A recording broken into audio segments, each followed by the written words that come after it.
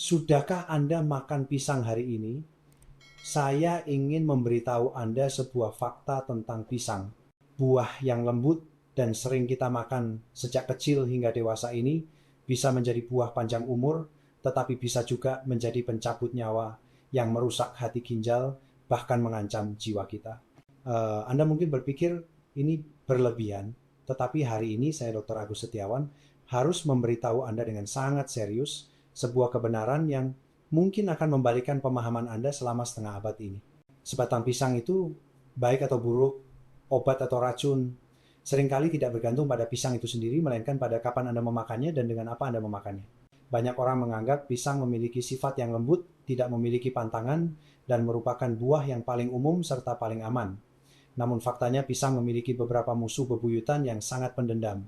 Begitu Anda memakan pisang bersamaan dengan musuh bebuyutannya, dalam waktu singkat mereka mungkin akan berperang di dalam perut Anda. Akibat ringannya bisa berupa perut kembung diare dan gangguan pencernaan. Akibat beratnya hal ini bisa merusak hati dan ginjal kita, bahkan memicu konsekuensi yang lebih berbahaya, seperti kasus nyata yang akan kita bahas hari ini. Sebelum masuk ke topik utama, jika Anda benar-benar peduli dengan kesehatan diri sendiri dan keluarga, silakan klik tombol subscribe pada saluran sehat, itu menyenangkan, dan nyalakan notifikasinya agar Anda tidak ketinggalan lebih banyak pengetahuan kesehatan yang bermanfaat di masa depan. Di sini kita akan mengungkap kebenaran kesehatan yang tidak ingin dibicarakan orang lain. Saya juga berharap mengetahui apakah Anda bersedia berjalan bersama saya. Jika Anda sedang menonton video ini dan merasakan hal yang sama, silakan ketik angka 1 di kolom komentar, jika tidak ketik angka 0. Anda juga dipersilakan untuk membagikan pendapat Anda di kolom komentar di bawah. Baiklah, mari kita kembali ke topik hari ini. Studi kasus tragedi Lina. Lina, 25 tahun, adalah seorang pekerja kantoran yang muda dan cantik. Ia bekerja sangat keras sehari-harinya. Pada hari kejadian itu, demi sebuah proyek penting, ia telah bekerja lembur selama beberapa hari berturut-turut dan hampir tidak makan dengan benar. Setelah proyek selesai, ia menyeret tubuhnya yang lelah pulang ke rumah merasa pusing dan jantung berdebar. Ini adalah gejala hipoglikemia, gula darah rendah akibat perut kosong dan kelelahan dalam waktu lama. Ia melihat ada pisang pemberian kantor di atas meja tamu dan ingin segera mengisi energi. Maka ia memakan 4 hingga 5 batang pisang secara berturut-turut. Dengan lahap barulah rasa pusing itu sedikit mereda. Tepat pada saat itu pesanan makanan daringnya tiba, semangkuk besar mie sapi yang pedas dan kental. Lina yang memang sudah kelaparan mencium aroma sedap, itu membuat nafsu makannya semakin tergugah. Tanpa berpikir panjang, ia menghabiskan semangkuk besar mie sapi yang masih panas itu. Setelah makan, ia bersendawa kekenyangan dengan puas merasa tubuhnya akhirnya kembali bertenaga. Namun, apa yang tidak ia ketahui adalah bahwa badai yang mematikan sedang diam-diam terbentuk di dalam tubuhnya. Awalnya ia hanya merasa perutnya agak kembung, mengira itu karena makan terlalu cepat dan terlalu kenyang, jadi ia berbaring di sofa untuk beristirahat. Namun tidak lama kemudian, rasa kembung itu semakin kuat, diikuti oleh gelombang kram perut yang hebat. Rasa sakit itu membuatnya meringkuk di sofa, wajahnya pucat pasi, dan keringat dingin bercucuran. Keluarganya menyadari ada yang tidak beres, dan segera membawanya ke rumah sakit. Setelah upaya penyelamatan sekuat tenaga oleh dokter, nyawa Lina berhasil diselamatkan, tetapi ia didiagnosis mengalami dilatasi lambung akut dan gangguan fungsi saluran pencernaan yang parah. Ia harus berbaring di ranjang rumah sakit untuk waktu yang sangat lama agar bisa pulih. Dokter kemudian menjelaskan bahwa akar masalahnya terletak pada urutan makan Lina. Dalam keadaan perut sangat kosong, ia mengonsumsi pisang dalam jumlah besar yang menyebabkan gangguan sekresi asam lambung dan lonjakan konsentrasi kalium dalam darah secara tiba-tiba. Segera setelah itu ia mengonsumsi daging sapi yang kaya protein dan kalsium. Asam oksalat dalam pisang bertemu dengan nutrisi dalam daging sapi di dalam lambung membentuk endapan kalsium oksalat yang sulit dicerna. Hal ini secara langsung memicu kram perut yang hebat. Karena lambung beralih secara drastis dari kondisi kosong ke kondisi sangat penuh, ditambah dengan kombinasi makanan yang sangat tidak tepat, akhirnya terjadilah tragedi yang hampir tidak bisa diperbaiki ini. Kasus nyata ini memaksa kita untuk meninjau kembali pisang buah yang sangat biasa ini. Apakah ia sebenarnya malaikat atau iblis? Kita suka memakannya, lalu bagaimana cara menghindari potensi bahayanya? Selanjutnya kita akan membahas secara mendalam, sisi malaikat dan sisi iblis dari pisang, serta bagaimana kita bisa menghindari bahaya tersembunyinya. Sisi malaikat manfaat pisang, meskipun ada risikonya, kita harus mengakui bahwa dalam sebagian besar, situasi pisang adalah buah super yang sangat bermanfaat bagi tubuh manusia. Alasannya mengapa pisang bisa sangat populer di seluruh dunia bukan hanya karena rasanya yang manis dan teksturnya yang lembut, tetapi lebih karena kandungan nutrisi berlimpah di dalamnya yang sangat penting bagi kesehatan tubuh manusia. Komposisi nutrisi utama pisang meliputi karbohidrat, serat pangan, kalium, vitamin B6, dan vitamin C. Komponen-komponen ini seperti tim yang bekerja sama dengan baik untuk menjaga kesehatan kita. Pertama, karbohidrat dalam pisang terutama ada dalam bentuk gula alami seperti glukosa dan fruktosa. Gula ini dapat dengan cepat dicerna dan diserap oleh tubuh, memberikan sumber energi yang paling langsung dan cepat bagi tubuh kita, terutama otak. Ini adalah keunggulan yang tak tergantikan bagi orang yang butuh memulihkan tenaga dengan cepat setelah olahraga berat, atau bagi orang yang mengalami gejala hipoglikemia dan butuh asupan energi darurat. Kedua, serat pangan yang kaya dalam pisang khususnya pektin adalah tangan kanan yang menjaga kesehatan sistem pencernaan kita. Ia mampu meningkatkan pergerakan usus, menambah volume tinja, secara efektif memperbaiki dan mencegah masalah sembelit, serta menjaga kebersihan dan kelancaran seluruh saluran pencernaan. Sementara itu, unsur kalium adalah kartu as yang paling bersinar dalam nilai gizi pisang. Kalium memainkan peran yang sangat penting dalam menjaga detak jantung normal dan menstabilkan tekanan darah. Ia membantu tubuh kita mengatur keseimbangan elektrolit dan melawan risiko tekanan darah tinggi yang disebabkan oleh asupan garam natrium yang berlebihan. Selain itu, vitamin B6 dalam pisang adalah elemen yang tak tergantikan untuk menjaga operasi normal sistem saraf kita. Ia membantu tubuh mensintesis berbagai neurotransmitter seperti serotonin dan dopamin. Zat-zat ini berhubungan langsung dengan emosi dan kesehatan otak kita.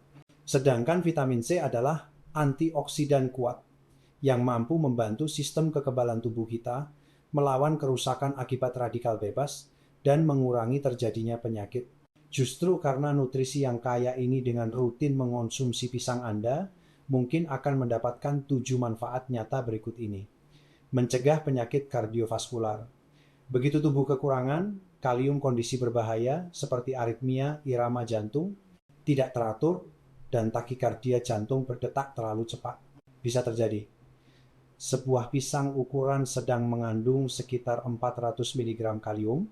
Kalium yang cukup dapat menjaga koordinasi kontraksi otot jantung yang normal, menjaga eksitabilitas otot saraf tetap stabil, sehingga fungsi kontraksi dan relaksasi otot jantung menjadi terkoordinasi dan teratur. Akhirnya ini berperan kuat dalam menjaga tekanan darah tetap stabil dan mencegah penyakit kardiovaskular. Penelitian ilmiah secara jelas menunjukkan bahwa asupan harian kalium berbanding terbalik dengan tingkat kejadian penyakit kardiovaskular.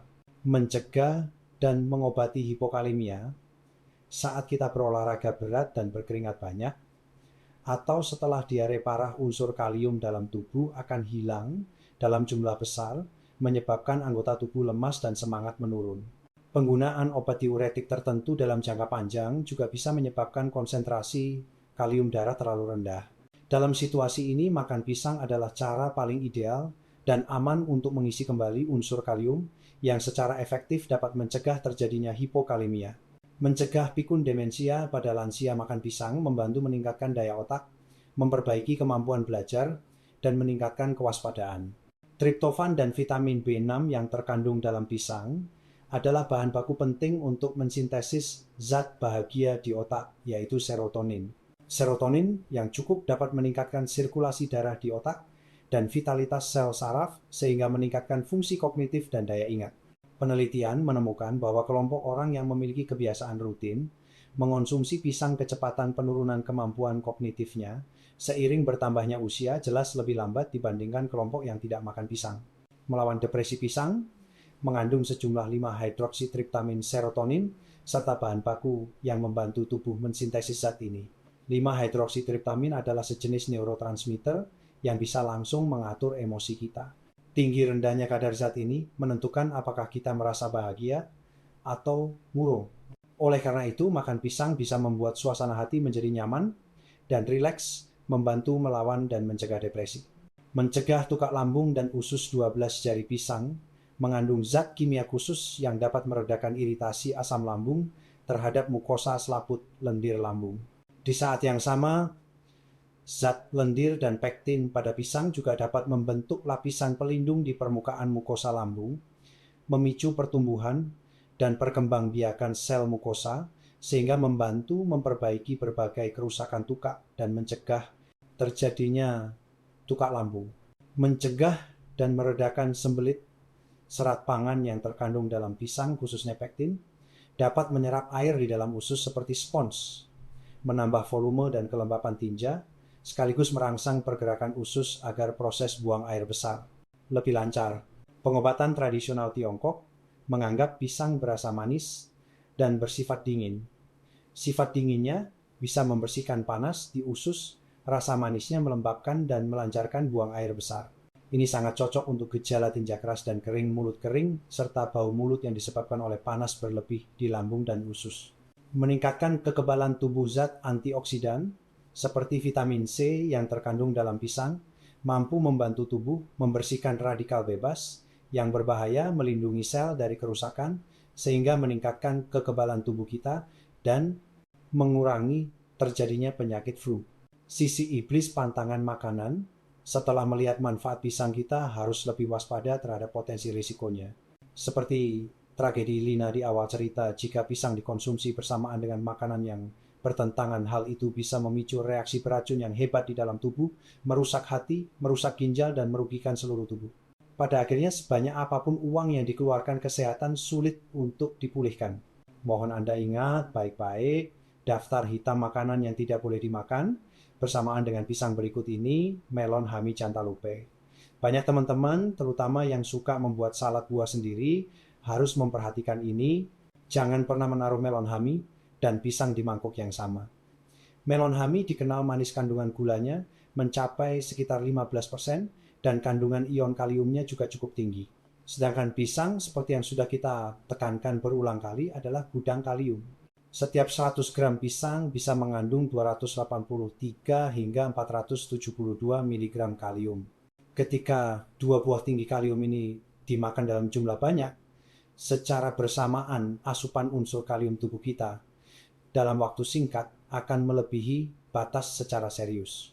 Bagi anak muda yang sehat ginjal, mungkin masih bisa kerja lembur untuk membuang kelebihan kalium. Namun bagi banyak teman-teman parubaya dan lansia yang fungsi ginjalnya sudah mulai menurun secara alami, kalium yang berlebihan tidak bisa dikeluarkan tepat waktu yang akan memicu hiperkalemia yang mematikan. Penyakit ini akan langsung memengaruhi fungsi jantung, menyebabkan irama jantung tidak teratur, dan dalam kasus parah bahkan bisa memicu henti jantung. Jadi kombinasi kedua buah ini bagi pasien penyakit ginjal tak diragukan lagi adalah katalisator yang memperparah penyakit. Yogurt bisa menurunkan kolesterol dan meningkatkan kesehatan usus, yang sebenarnya adalah barang bagus yang langka. Namun jika dipadukan dengan pisang, terutama saat perut kosong, niat baik bisa berujung buruk. Manfaat kesehatan yogurt terutama berasal dari bakteri asam laktat aktif yang melimpah di dalamnya. Penjaga kecil yang ramah ini butuh lingkungan yang sesuai untuk hidup dan bekerja. Namun jika mengonsumsi pisang saat perut kosong ini, mungkin akan merangsang lambung, memproduksi asam lambung berlebih, membentuk lingkungan dengan tingkat keasaman yang tinggi.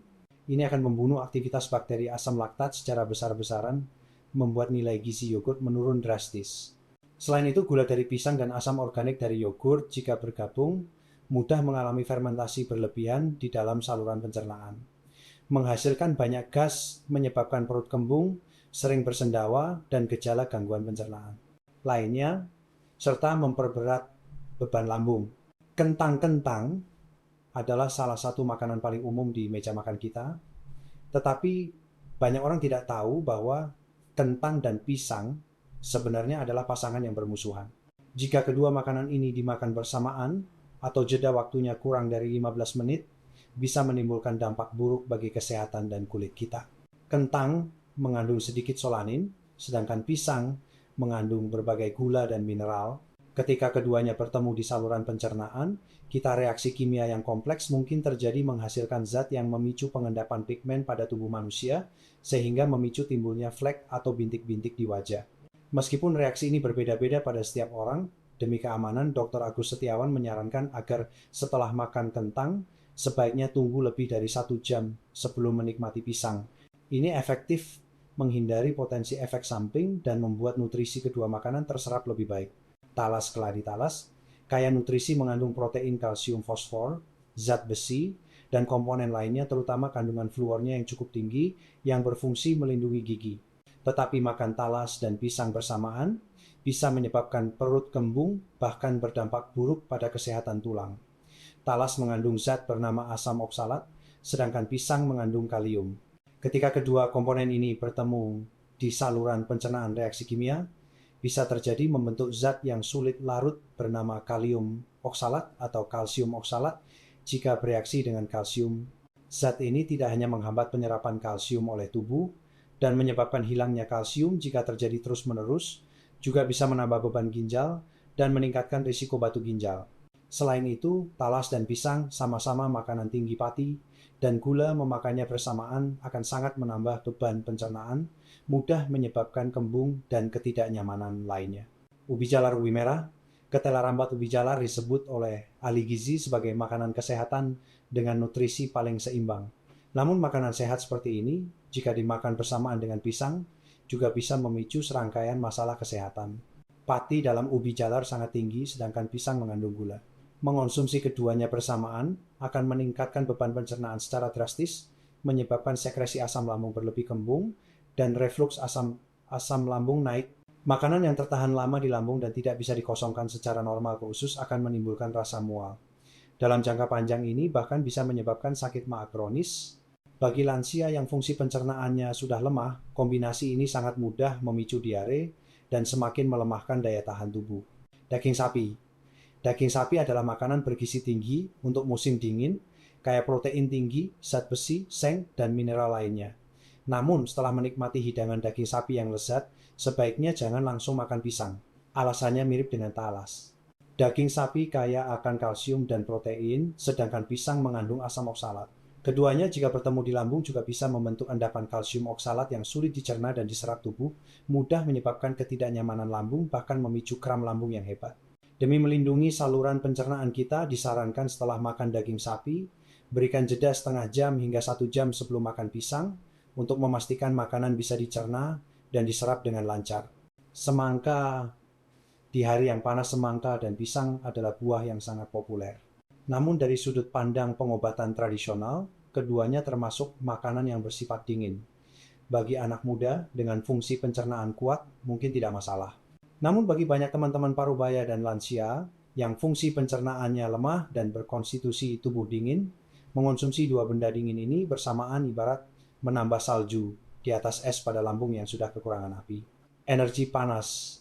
Ini sangat mudah menyebabkan gangguan pencernaan, diare, dan perut kembung. Jika ingin menikmati kedua buah ini, disarankan setidaknya beri jeda 1 hingga 2 jam untuk memberi waktu bagi lambung beradaptasi. Topik baru, pisang hijau. Setelah membahas pantangan pisang, mari kita bicarakan topik baru yang membalikkan pemahaman banyak orang, pisang hijau yang belum matang sempurna. Dalam kesan kita, pisang itu berwarna kuning, harum, dan lembut. Jika membeli pisang hijau, reaksi pertama pasti menyimpannya beberapa hari sampai kuning baru dimakan. Tetapi jika saya katakan bahwa makan satu pisang hijau seperti ini setiap hari bisa membantu menurunkan risiko kanker tertentu, apakah Anda percaya inti dari khasiat ajaib ini terletak pada zat khusus yang kaya dalam pisang hijau pati, resistant starch? Sesuai namanya, ini adalah jenis pati yang mampu menahan pencernaan di usus halus kita. Ia tidak akan diurai menjadi glukosa di usus halus, melainkan bisa sampai ke usus besar dalam keadaan utuh. Di usus besar, ia menjadi makanan bagi bakteri baik yang bermanfaat bagi tubuh kita. Melalui fermentasi, ia menyediakan nutrisi bagi bakteri baik ini. Proses ini tidak hanya membantu menjaga kesehatan flora usus, tetapi juga mungkin menurunkan risiko kanker dengan cara mengubah metabolisme empedu dan mengurangi reaksi peradangan dalam tubuh. Sebuah penelitian dari Universitas Newcastle dan Universitas Leeds di Inggris menemukan bahwa bagi pasien sindrom Lynch yang memiliki risiko kanker genetik tinggi, mengonsumsi pati resisten setara dengan 1 buah pisang hijau setiap hari dapat menurunkan risiko mereka terkena kanker saluran, pencernaan bagian atas hingga lebih dari setengahnya. Hebatnya lagi, efek perlindungan ini bisa bertahan hingga 10 tahun setelah berhenti mengonsumsinya. Selain itu, pisang hijau juga mengandung polifenol, antosianin, dan berbagai senyawa bioaktif lainnya. Mereka memiliki kemampuan antioksidan, antiinflamasi, dan antimutasi yang kuat, mampu menghambat perkembangbiakan sel kanker, dan memicu kematian sel kanker. Tentu saja ini bukan berarti pisang hijau adalah obat dewa anti kanker yang bisa menggantikan pengobatan kanker tradisional. Kita harus memandangnya sebagai bagian dari gaya hidup sehat. Meskipun pisang hijau memiliki potensi manfaat, tidak semua orang cocok mengonsumsinya. 3 kelompok orang berikut perlu sangat berhati-hati.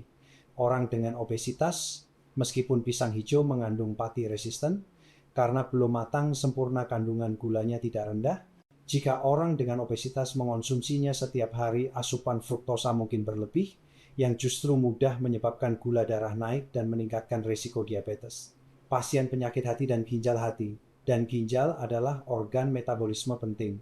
Banyak nutrisi dalam pisang hijau terbungkus dalam dinding sel sehingga lebih sulit dimetabolisme.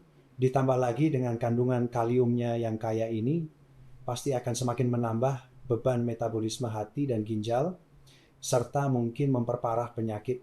Orang dengan gangguan pencernaan atau sembelit berbeda dengan pisang matang yang bisa melancarkan BAB. Pisang hijau mengandung banyak asam tanat.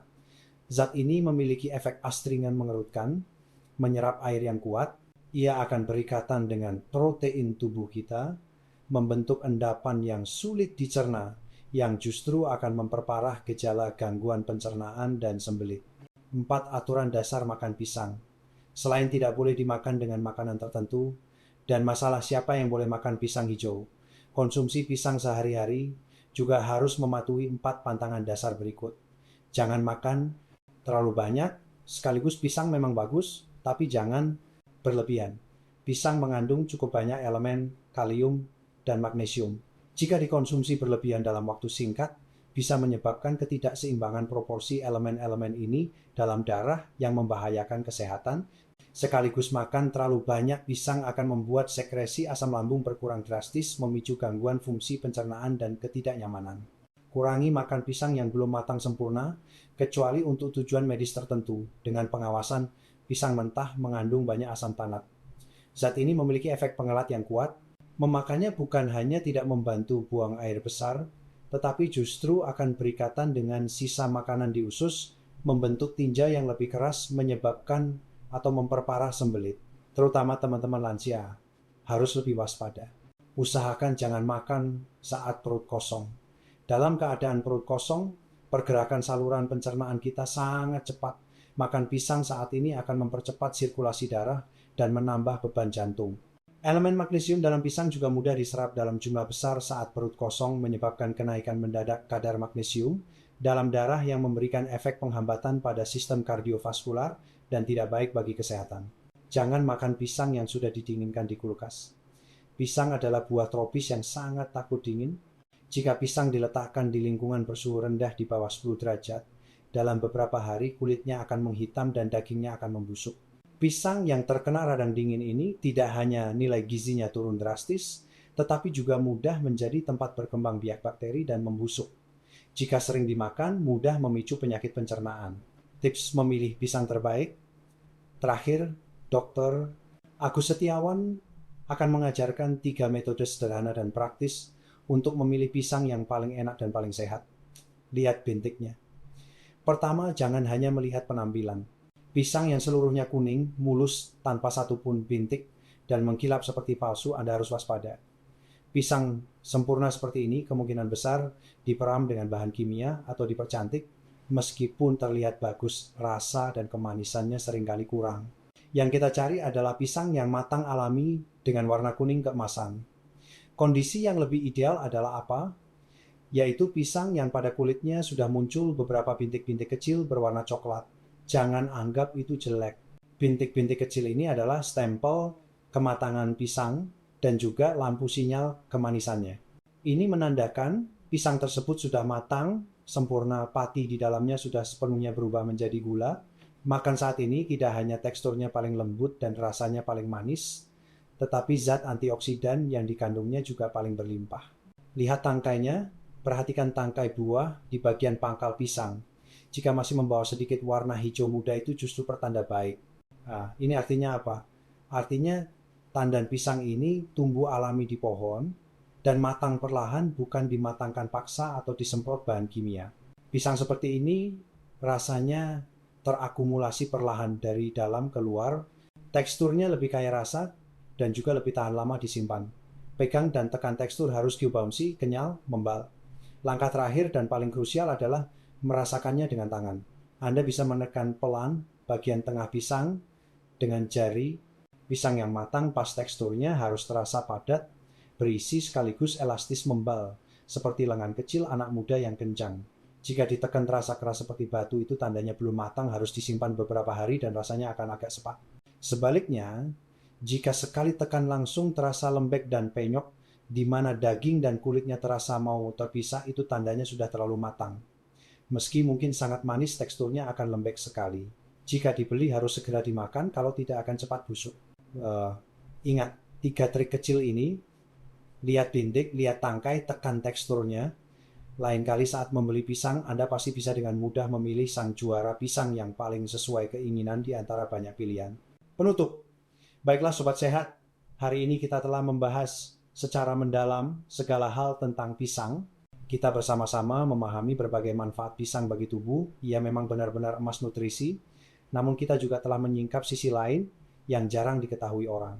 Ketika dipadukan dengan makanan yang salah, atau dikonsumsi oleh orang yang salah di waktu yang salah, ia juga bisa berubah menjadi pedang tajam yang melukai tubuh kita. Tujuan saya bicara banyak hari ini bukan untuk membuat Anda jadi takut makan pisang, melainkan berharap kita semua bisa menjadi penikmat makanan yang bijak, yang lebih memahami makanan, dan lebih tahu cara menyayangi tubuh sendiri. Makanan apapun memiliki sisi baiknya dan sisi yang perlu diperhatikan. Yang harus kita lakukan adalah memanfaatkan kelebihannya dan menghindari kekurangannya. Dengan memahami dan mengingat pantangan-pantangan yang kita bahas hari ini, kita bisa menikmati kelezatan dan kesehatan yang dibawa oleh pisang, sekaligus menghindari semua potensi risikonya dengan sempurna. Kesehatan adalah batu fondasi kualitas hidup kita di masa tua dan akar dari segala kebahagiaan. Hanya dengan tubuh yang sehat, kita punya energi untuk bepergian, punya suasana hati untuk menekuni hobi, dan punya kemampuan untuk menemani keluarga tercinta. Semoga apa yang saya bagikan hari ini bisa membantu kesehatan Anda dan keluarga Anda.